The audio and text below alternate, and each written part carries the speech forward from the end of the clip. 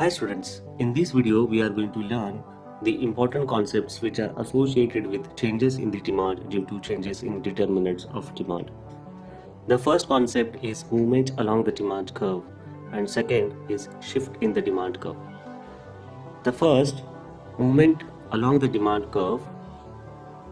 As we have studied the law of demand, which states that remaining other things constant, as price of a commodity increases, quantity demanded falls, and as the price of commodity decreases, quantity demanded rises. The changes in the quantity demanded due to changes in the price is shown by the demand curve. The movement along the demand curve take place when price changes and other determinants of demand remain constant. In this diagram, the demand curve for commodity X is shown. When the price of a commodity X is 4, 2 units are demanded. As price falls to 3 rupees, quantity demanded increases to 4 units. The movement on the demand curve from point A to B take place due to changes in the price while other things are constant. Such movement is called movement along the demand curve. When price falls, quantity demanded rises. It is also called expansion or extension of demand. And when price rises, quantity demanded falls. It is called contraction of demand. The movement along the demand curve occurs when price changes and other determinants of demand remains constant. Let us understand the second concept, that is shift in the demand curve.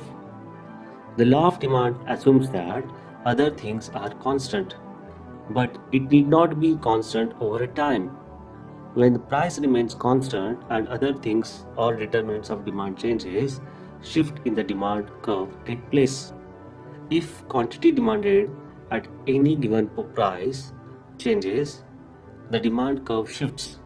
For example, if income of the buyer increases, the buyer would purchase more quantity of commodity and demand curve shifts.